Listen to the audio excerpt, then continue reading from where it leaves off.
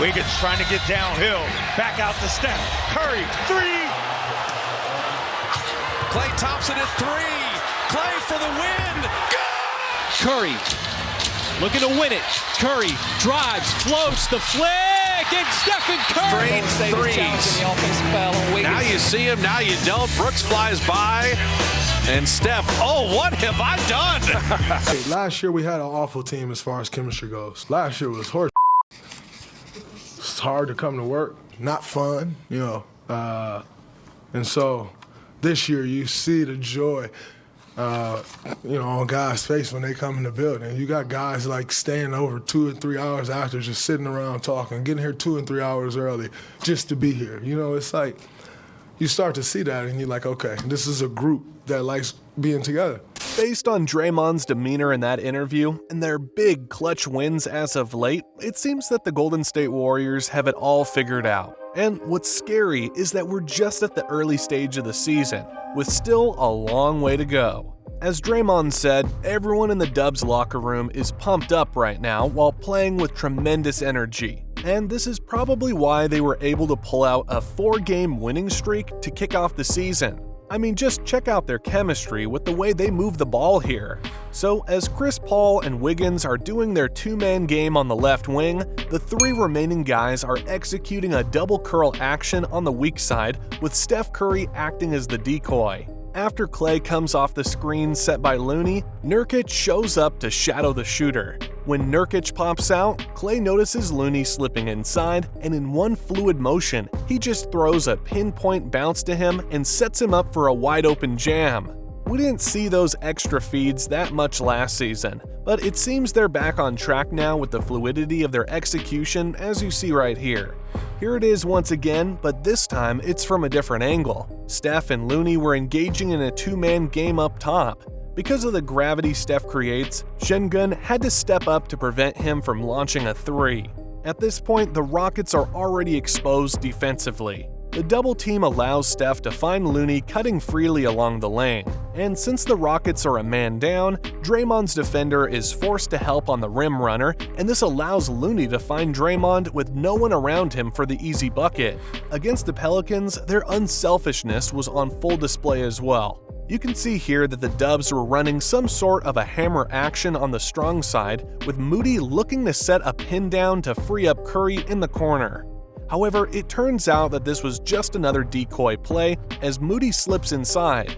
Now, when Draymond passed the ball to him, Moody baited Nance into jumping, and there's the extra pass yet again to Looney for another easy lay-in.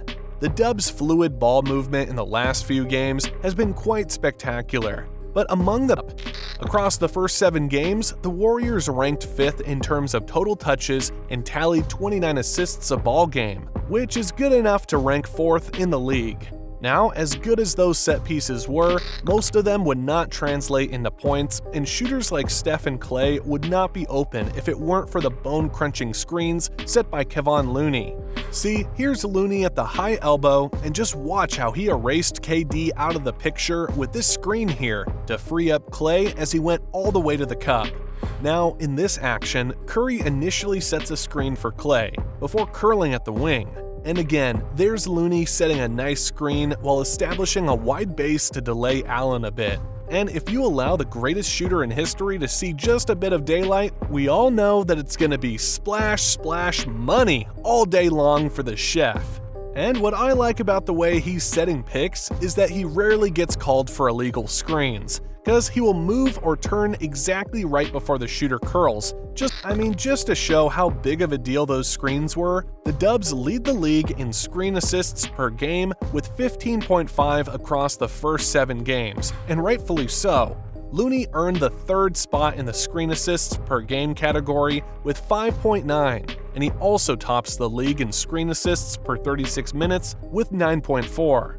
Anyways, if you remember from last season's playoffs, the Dubs got booted out by the Lakers in 6 games. And during the post-game interview of Game 6, Steve Kerr said that the reason why they lost to the Lakers was just that. They didn't have enough variety to give the Lakers different looks on offense, thus making their offensive sets more predictable and easy to defend. Well, now that Chris Paul is in the mix, the Dubs have unlocked another area where they can thrive, and that is in the mid-range.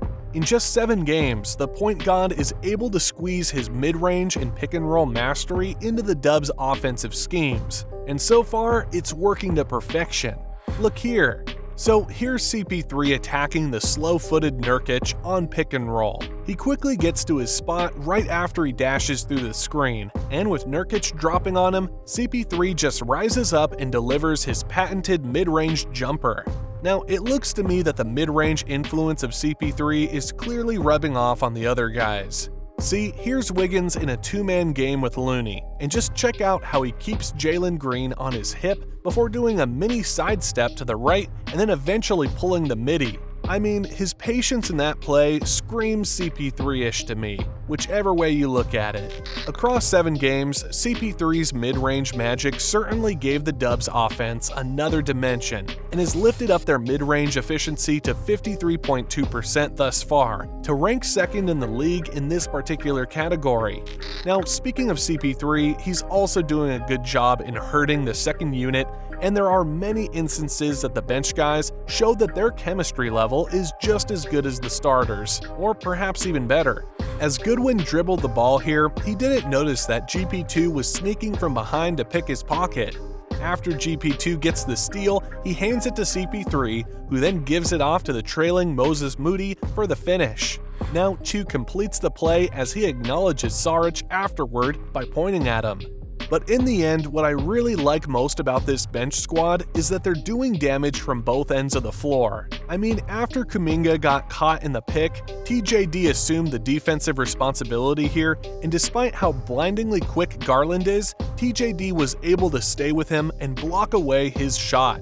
That blocked shot has ignited a fast break opportunity on the other end, and as CP3 surveys the floor on the break, he just shovels it to Kuminga, who then hits the trailing 3 to round up this end-to-end play. According to NBA Advanced Stats, the Dubs' second unit ranks 3rd in terms of bench minutes with 20.2 a ball game. But here's the thing that separates this 5-man bench lineup from other bench squads in the league. Out of all 30 teams, this bench unit registers the best net rating in the entire NBA with 8 a ball game, which means that they're just totally killing it on both ends of the floor right now. And besides this, the last area that the Dubs are surprisingly doing good in is grabbing offensive boards and converting them into 2 points, despite not really having a bunch of big men in their lineup. I mean, just check out their hustle and effort in these following plays. Thompson on a wing. Can't hit the 3. Scooped home. Unable to capitalize, just 6 points. As CP3, no, Kuminga. GP2 is going to be a lot like Bruce Bowen. Live in the corners to shoot those 3s. Moody the offensive rebound. Moody fouled and puts... Anyways, those highlight clips don't lie, guys, and it appears that the Warriors got their old mojo back and are now playing at a championship level like they always should have been in the first place. If this keeps up, it's going to be game over for the rest of the league, and from the looks of things, the remaining 29 teams should come up with a good plan on how to stop this surging Warriors team.